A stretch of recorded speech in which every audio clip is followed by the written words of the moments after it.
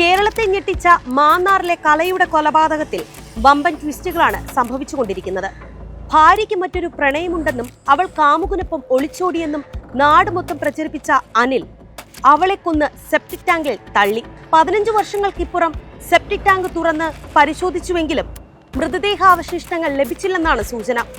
അങ്ങനെയെങ്കിൽ ദൃശ്യം 2 മോഡൽ പദ്ധതിയാണോ അനിൽ തയ്യാറാക്കിയത്? കേസിലെ 1-ാം പ്രതിയും കലയുടെ ഭർത്താവുമായ അനിൽകുമാർ കൂട്ടുപ്രതികൾ അറിയാതെ മൃതദേഹം സെപ്റ്റിക് ടാങ്കിൽ നിന്ന് മറ്റെവിടേക്കെങ്കിലും മാറ്റിയോ എന്നാണ് സംശയം. പരപുരുഷ ബന്ധം സംശയിച്ച് ഭാര്യയെ കൊലപ്പെടുത്തി അനിൽ സെപ്റ്റിക് ടാങ്കിൽ തള്ളുകയായിരുന്നുവെന്ന് അറസ്റ്റിലായ പ്രതികളിൽ ഒരാളാണ് പോലീസിനോട് പറഞ്ഞത്. ഇതനുസരിച്ച് പോലീസ് സംഘം അനിൽകുമാറിന്റെ വീട്ടുവളപ്പിലെ സെപ്റ്റിക് ടാങ്ക് തുറന്ന് പരിശോധിച്ചു. എന്നാൽ അസ്ഥികളോ തലയോട്ടിയോ ഇവിടെ നിന്ന് കണ്ടെടുക്കാനായില്ല. വസ്ത്രത്തിലെ elastic band, hair clip, locket, ഒരു തുണിക്കഷ്ണം തുടങ്ങിയവയാണ് കണ്ടെത്തിയത്. സംഭവ സമയത്ത് അനിൽകുമാർ നാട്ടിലെ കെട്ടിട നിർമ്മാണ തൊഴിലാളിയായിരുന്നു. അതുകൊണ്ട് തന്നെ മറ്റു സഹായമില്ലാതെ സെപ്റ്റിക് ടാങ്ക് തുറന്ന് മൃതദേഹം മാറ്റാൻ ഇയാൾക്ക് കഴിഞ്ഞേക്കുമെന്നാണ് നിഗമനം. ഇസ്രയേലിലുള്ള അനിലിനെ നാട്ടിലെത്തിച്ച് ചോദ്യം ചെയ്താൽ മാത്രമേ കൂടുതൽ വ്യക്തത വരൂ. നിലവിൽ കേസിലാകെ 4 പ്രതികൾ. 3 പ്രതികളും അനിലിന്റെ ബന്ധുക്കൾ. 2-ാം പ്രതി ജിനുവും 4-ാം പ്രതി പ്രമോദും അനിലിന്റെ അച്ഛന്റെ അമ്മയുടെ സഹോദരിമാരുടെ മക്കൾ. 3-ാം പ്രതി സോമരാജൻ അനിലിന്റെ ഏക സഹോദരിയുടെ ഭർത്താവ്. അനിലും ജിനുവും നേരത്തെ കെട്ടിട നിർമ്മാണ കരാർ ഏറ്റെടുത്ത് നടത്തുകയായിരുന്നു.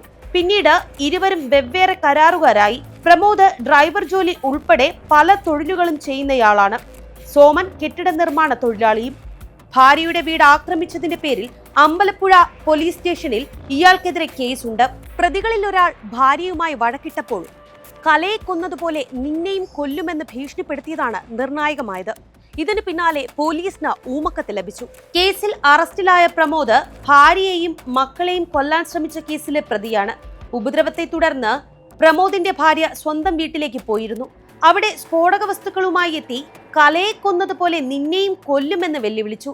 തുടർന്നാണ് മാന്നാർ പോസ്റ്റ് ഓഫീസിൽ നിന്ന് അമ്പലപ്പുഴ പോലീസിനൊരു ഊമക്കത്ത് ലഭിച്ചത്.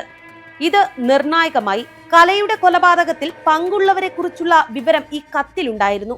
പോലീസ് അന്വേഷണത്തിൽ പ്രതികൾ കുറ്റം സമ്മതിക്കുകയും ചെയ്തു.